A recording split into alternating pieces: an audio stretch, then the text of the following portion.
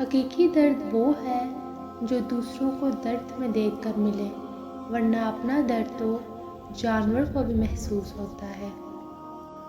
جہنم میں کوئی لکڑیاں نہیں ہوں گی، ہر کوئی اپنی آگ ساتھ لے کر جائے گا۔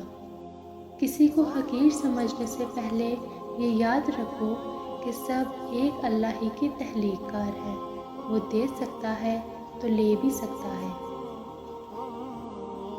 خدا ہم سے صرف عبادت ہی نہیں، انسانیت کی بھی تکمیل چاہتا ہے۔ جب آپ کے پاس کوئی پریشان حال، مجبور یا مصیبت زدہ آئے تو یہ نہ سوچیں کہ یہ اس کی آزمائش ہے، یہ آپ کی بھی آزمائش ہے۔ جو دکھ تمہیں خدا کے قریب کرتے وہ نعمت ہے۔ دوسروں کو تکلیف میں دیکھ کر تکلیف محسوس نہ ہونا ایمان کی کمزوری کی نشانی ہے۔ زمین پر اس وقت تک کچھ نہیں ہوتا جب تک آسمان پر اس کا فیصلہ نہیں ہوتا۔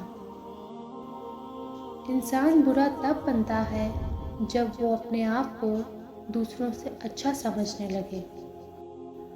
لوگ آپ سے جھگڑا کر سکتے ہیں، آپ کے خلاف سازشیں کر سکتے ہیں، آپ کا دل دکھا سکتے ہیں، آپ کا برا چاہ سکتے ہیں، آپ سے آپ کا سب کچھ چھیننے کی کوشش کر سکتے ہیں، لیکن نصیب چھین نہیں سکتے۔ کیوں پریشان ہوتے ہو اگر تمہارے ساتھ کوئی غلط کر کے خوش ہے؟ کیا تم نہیں جانتے اور تیرا رب بھولنے والا نہیں؟ دل زمین پر ٹوٹتے ہیں، آہیں عرش تک جاتی ہیں۔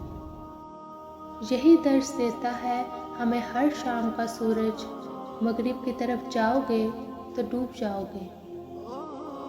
شرک کے بعد سب سے بدترین گناہ اللہ کی مخلوق کو تکلیف پہنچانا ہے۔